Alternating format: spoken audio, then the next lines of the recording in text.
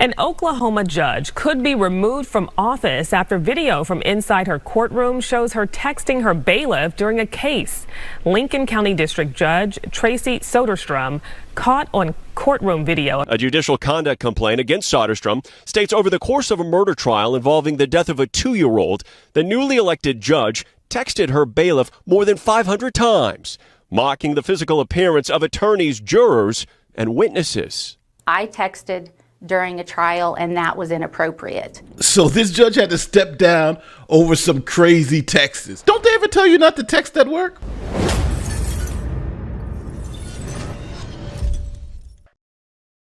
All right, so this is Oklahoma District Court Judge Tracy Soderstrom. Now, this judge was overseeing the trial of 2 people accused of killing a 2-year-old child. He completely stopped breathing? I mean, I can hear his heartbeat a little bit, but I don't think he's breathing.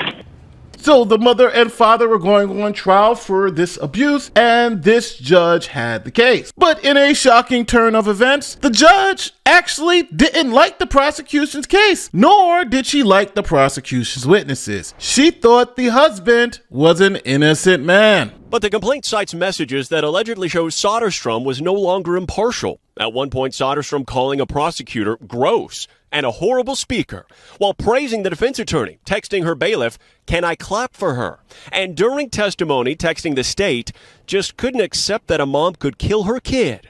So they went after the next person available, adding, "Can I please scream liar, liar?" Evidence Soderstrom still denies played a role during the trial. During the trial, the judge even went further, making fun of people in the courtroom. Check out these text messages. In other messages, they allegedly accused a witness of not having teeth, being constipated, and a juror of wearing a wig. That she mocked prosecutors, praised the defense attorney, and called the key prosecution witness a liar, and even laughed at a comment made by the bailiff about a prosecutor's genitals. In one exchange about the prosecutor, Soderstrom asked, quote, "Why does he have baby hands? They're so weird looking." In another exchange, she said the DA was, quote, "sweating through his coat." The filing also says the judge and the bailiff discussed by text which jury instructions would best fit their desired outcome. Now, you may not think the judge texting with the bailiff about everybody in the courtroom and showing her clear bias toward the defendant would matter. But this trial, it seemed to have mattered a lot, because this judge, instead of giving this guy who killed a 2-year-old time in prison, she recommended he only get time served. Essentially, a walk on a child murder. Check it out. But Chief Kane's harshest criticism is the judge's apparent influence on the trial's outcome, never giving the jurors an opportunity to consider second-degree murder. They handed down a manslaughter conviction and recommended he be released with time served. After the trial, a video of Soderstrom on her phone was leaked. She had cameras moved away, then put back, but asked for black privacy boxes to be put up over her desk. They're able to zoom in on her handwriting on the bench. That's not possible. In August, commissioners voting to remove them. I make a motion to remove the black spot from the judge's desk. All in favor, say aye. Aye. We called Judge Soderstrom's attorney several times, but we never heard back. We also called the bailiff. She hung up. We called again twice. So now the judge was in trouble. She had been caught. All of the time she's been text messaging and on Facebook instead of paying attention to the trial, and she had already had a predetermined outcome. The man was innocent, and she was going to do everything possible to give him the lightest sentence. The judge and the bailiff discussed by text which jury instructions would best fit their desired outcome. So after the state Supreme Court saw the video, they suspended the judge. Oklahoma Supreme Court Justice John Kane says he wants Lincoln County Judge Tracy Soderstrom taken off the bench. The 50-year-old texting her bailiff during the June trial of a 2-year-old beaten to death in 2018. Kane saying Soderstrom had her mind made up. She believed the boyfriend of the child's mother was innocent, texting that prosecutors just couldn't accept that a mom could kill their kid. So after a lengthy investigation, the judge was forced to resign. I texted during a trial, and that was inappropriate.